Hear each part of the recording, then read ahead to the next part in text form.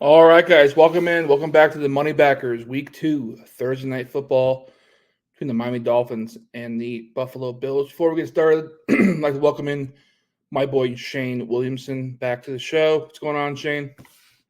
It's great. Week 1 in the books. A lot of favorites just won, which was kind of boring.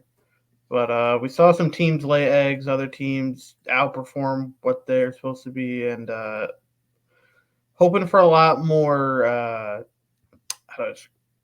lot more. I want more upsets this week. I want more craziness. The crazier the NFL can be, the better, and that's what we live for. All right, before we get started, let's announce our three sponsors heading into this year for the NFL season.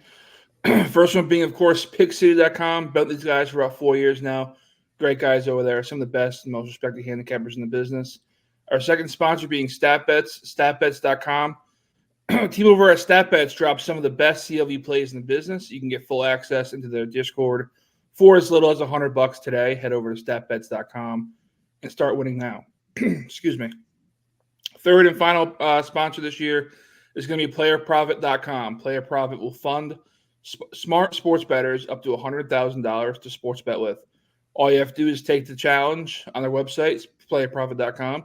Prove you are a profitable sports bettor by hitting a certain win rate, and get it funded to bet with a huge bankroll. If you think you have what it takes, go purchase a challenge for as little as $30 today and keep 70% of your profits. I've been using Player Profit as a funded trader for a month now, and there's no better feeling than gambling with someone else's money. On PlayerProfit.com, you can place bets on the MLB, NFL, college football, and soccer. Use code GGS for 10% off every package you purchase when you sign up. All right, Buffalo Bills heading into Miami, getting 1.5. Total, Shane, sitting at what, 44? When I looked at it, it said 48. So Is it that unless high? something Okay, happened. yeah, that's wrong. Sitting around 48. Two good offenses, two defenses that are still in question as we head into tonight. Um, I know we both agree in this game, so it might not be as good of a show as we would like to in terms of giving our sides. But for me personally, I think we're both taking the Bills here. Bills as a short road dog. Josh Allen coming to this year, pressure on as always. He's recognized as a top 5 quarterback in the league, MVP candidate, looking to take that next step into propelling the Bills into a Super Bowl and then obviously winning it. Big game this week, heading into Miami, prime time against Tua, who he's had pretty good success against in the past. But Shane, what do you think from Buffalo is going to get this win done tonight? It's just Josh Allen. Like he's the clear X factor. Him against Tua. Like it's been a pretty one-sided rivalry. Miami 1-6 straight up when it's Tua versus Josh Allen. Better quarterback. Uh, I still think the better defense. Even though last week you can be like, oh, they put up a bunch or they left a lot of points to Arizona. There's a kick return in there, so the kind of skewed numbers. Miami still is without a bunch of pass rushers. The Bills don't have a clear number one weapon, but they have a bunch of guys that could just hit you from every angle. I think Josh Allen's going to probably run in for another 2 touchdowns. This is what he does. He's going to vulture stuff at the goal line. He's just a playmaker. I'm not really worried about his hand injury because it's on his non-throwing arm. Tua in the bright lights hasn't been the greatest performer in prime time. He hasn't not performed well against good teams. He had a lot of yards against the Jaguars last week, but it was just a bunch of like plays that went deep, like 2 deep plays. He overall in the game, Miami started slow, couldn't really get anything going. They were, I think, down 17-3 a half along those lines. I don't see the Dolphins winning this game. This is a big tone setter for the division because these two could be the top 2 teams come the end of the year, depending on what happens to Aaron Rodgers if he can get fully acclimated.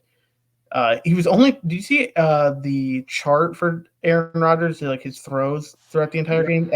throw us to the left side of the field. He did not throw a single ball on the right side, which I don't know if that's just how they game planned it because they knew that Travarius Ward may have been on the right or something, but not a single throw went to the right, which I don't know if that's game plan or if that's just a really bad thing. Him and Kirk Cousins both have concerns based off their first games.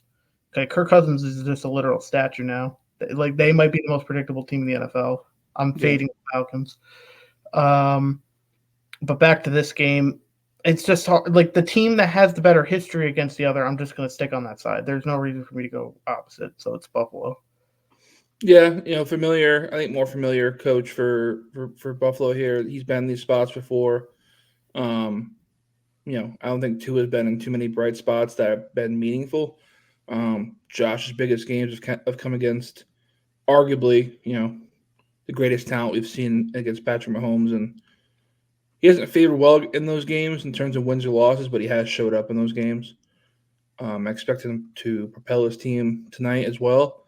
If you look at last game for Bills defense, yeah, they gave up 28 points, but looking at the stat sheet for Arizona, it wasn't pretty. Murray, 21 of 31 for 162 yards and a touchdown. He also ran for 57 yards on the ground. Tua's not going to beat you on the ground, but he will beat you in the air. I know Kyler and Tua are kind of two different throws of the football. But if they can hold Tua tight, and we saw Jacksonville get to him last week with that, kind of stingy O-line they have, and Bills up front are pretty solid. So I think the pass rush could get to Tua. Once you get Tua out of the pocket, it's pretty easy to beat him. I think so. Definitely a game plan there. It's pretty clear for Buffalo. I think on defense, offense, it's just do their thing. Josh Allen run the show. Josh Allen spreading the ball around to his newer targets. Hopefully Dalton Kincaid can get in there a little bit more. I think he had one catch last week. And then Josh Allen doing his thing on the ground. I know he has a hand injury, but he'll be playing. He's played with much worse than a simple hand injury. So, yeah. I see a Buffalo 24-21 leading the under.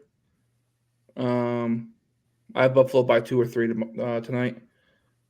And I think it's a pretty clear, just better team, better quarterback, probably a better coach in a primetime spot.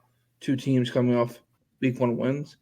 What I do want to look at, Shane, and I didn't get to it before we started the show, is how does a team favor on Thursday Night Football coming off a home win or even a home game in general in the previous week? They're home again this week, obviously, in Miami. Buffalo traveling from Buffalo to Miami, not a bad flight. But how does that play into it in terms of advantages for Miami? Practiced all week at home, didn't have to take a flight anywhere, slept in their own beds all week, preparation in their own facility, that type of stuff.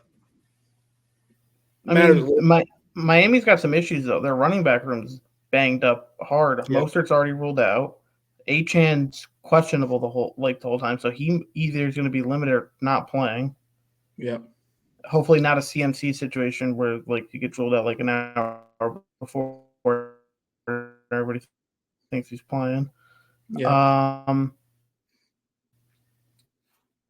So we might and Jalen Wright, the rookie, as running backs, and they already couldn't really run the ball. So now you're getting third and fourth string running backs in now to run the ball against a Sean McDermott defense.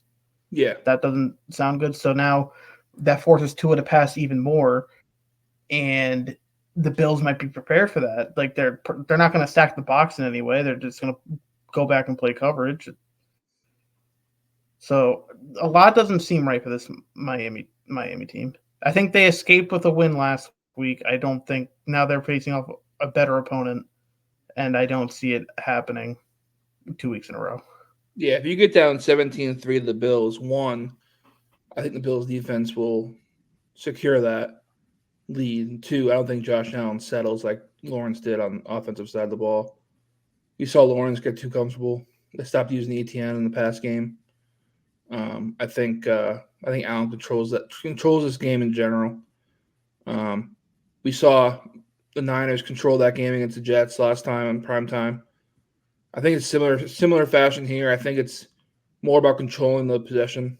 Who keeps the ball the longest, especially with two high-powered offenses in Miami and Buffalo. I think that making sure Josh Allen, one, doesn't turn the ball over, but two, takes advantage of when he can score, and especially on turnovers. I know two doesn't turn the ball over too much, but against this kind of team, you need to take advantage of his mistakes. So, quick video.